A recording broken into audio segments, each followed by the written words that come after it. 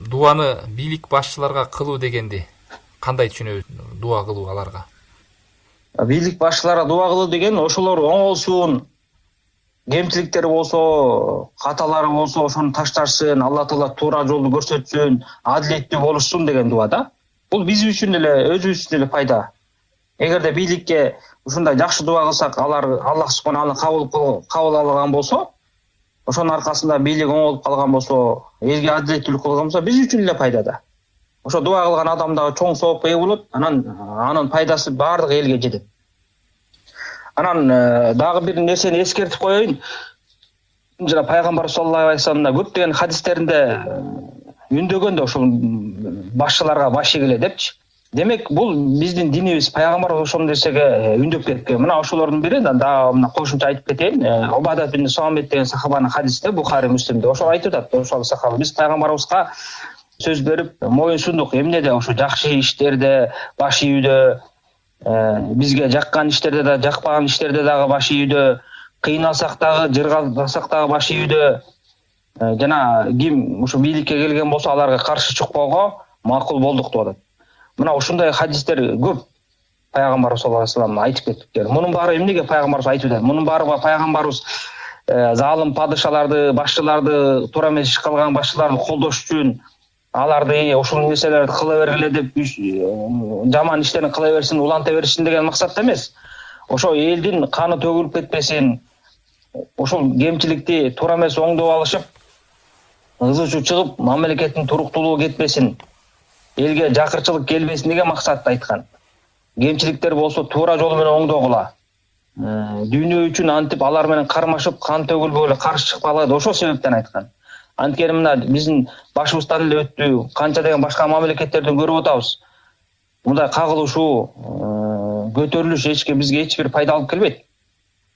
Канчалык ушундай көрүнүш болгон сайын биз артка кете беребиз. Мына ошонун баарын пайгамбар саллаллаху алейхи эске алып, чыдагыла, сабыргыла деген. Керек болсо, пайгамбар саллаллаху алейхи ошо башка бир Бухари, Муслимде келген хадисте айткан, менден кийин саталкаун асара дейт. Менден кийин ошо өзүнүн кызыкчылыгын ойлогон, баардык мүмкүнчүлүктөрдүн өзүлөрүнүн ырахаты үчүн колдонгон башчылар келет деген да. Аларды көрөсүңөр, баягы адилеттүү болушпайт. Ошондо сабыр кылгыла деген. Сабыр кылып качанга чейин дегенде, ошо мага жолукканга чейин кыямат күнү менин хаудум, менин көлүмө келип, кыямат күнү болгонго чейин сабыр кылгыла деген. Көрдүңүздөрбү, пайгамбарыбыз саллаллаху алейхи вассалам ушундай учурда дагы мына сабыр кылгыла деп айтып атат. Чыдагыла деп атат. Ал кан төккүлө, көтөрүш кылгыла, туура эмес тиги эрежелерди карманып алып, бийликке, мамлекет башына каршы чыккыла деген жок. Ошондой туура жол менен оңдо деп атат. Анан бай адамдар ойлошу ыктымал, биздин жашообуз жаман болуп атканын себеби, кыйналып атканыбыздын себеби ошо бийлик кылып атат, бийлик башчылары. Жок, андай эмес. Адам баласы буга өзү күнөөлүү. Анткени Аллах субханаху таала Куранда эле ачык эле айткан: "Захарал фасаду фил барри вал бахри бима касабат айдин нас" дейт. Кургакчылыкта, деңизде бузукулук, жамандык тарады. Эмне себептен? Ошо адамдардын өздөрү колдору менен кылган кесепетинин аркасында ушундай болду деп атат. Алар өздөрү кемчилик этип күнөө кылгандыктан ушундай нерсе пайда болду деп атат. Бузукулук, жамандык пайда болду. Аллах субханаху таала ошол туура эмес кылган иштеринин кээ бирин жазасын берүү үчүн ушундай кылды деп атат. Балким алар кайтып калышар деп, лааллахум яржиун деп. Көрдүңүздөрбү, урматтуу мусулман бир туугандар? Ошондуктан ар бир адам өзүн өзү таразалаш керек. Элдин баары ар ким өзүн таразалаган болсо, Кудай Тааладан кечирим сурап, мына туура эмес кылып атам, күнөөмөн кайтайын, күнөөмдү таштайын деп Алла Таала кайткан болсо, Аллах субханаху таала бизге тынчтык алып келет, адилеттүү башчыларды алып келет. Эгерде күнөөнүн үстүндө тура берген болсок, Аллах субханаху таала бизге жакшылык алып келбейт. Мына азыр биз Кыргызстанда карап көрөлү, мына зына күнөөсү, мына аял менен эркектер никеси кошулуп жүргөндөр канча, аракты ичкендер толтура, сүткорлук процент менен алек болгондор толтура, алардан да жогору болгон, чоң болуп саналган чоң күнөө ширк, ошого байланыштуу жолдор ачык айкын, канчалар адашып ушундай күнөөлөр кылып турат. Элге зулум кылгандар толтура бири-бирине. Базарда таразадан жегендер элди алдагандар толтура. Мына ошонун баары тең эмне? Ошонун баары тең бизге бале келип калышына себеп болуучу күнөөлөр. Мына ошол балелердин ичинен дагы жанагындай адилетсиз бийлик келип калган дагы ушул күнөөлөрдүн аркасынан болот.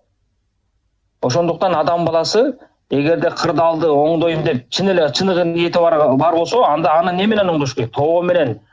Өзүн биринчи оңдоп, өзү тобо кылып, андан кийин башка бирөөгө ошол нерсени жеткирип, анан ошентип оңдойм деп аракет кылыш керек. Жөн эле баягы башка бирөөнөн көрүп кыйкырып отура берген эч бир пайда келбейт. Анткени адам баласы ар бир өзүн оңдош керек. Үй бүлөсүн оңдош керек, жакындарын оңдош керек. Мына азыр биз отуруп алып кыйын боло беребиз, мамлекетти башкара албай атат, бийлик мындай кылды, тигиндей кылды депчи. Канча деген адамдар бар, канча деген эркек адамдар бар, эркек аял боло, үй бүлөсүн башкара албай, ошо үй бүлөсүнө балдарына, эркек болсо баласы менен аялына, аял болсо балдарына зулум кылып, бир үй бүлөнү башкара албай жүргөндөр бар. Элестетип көрүңүздөр, мамлекеттин деңгээли канчалык. Канча деген эл бар, канча деген нафси бар, алардын каалоосу бар, канча деген партия бар, канча деген саясатчылар бар. Ар кимиси ар кандай нерсени каалайт. Мына ошонун баарына туруктуу болуп, туруштук берип, кыйналып элди башкарып жүргөн адамды түшүнүш керек да. Эгерде биз азыр мына үй бүлөбүздү эле башкара албай, үй бүлөбүз менен балдарыбыз менен, бала чакабыз менен келише албай кыйналып жүрөбүз.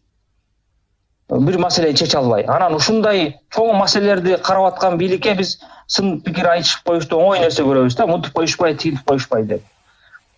Ошондуктан адам баласы эмне? Аллах субхана тааладан аманчылык, тынччылык сураш керек.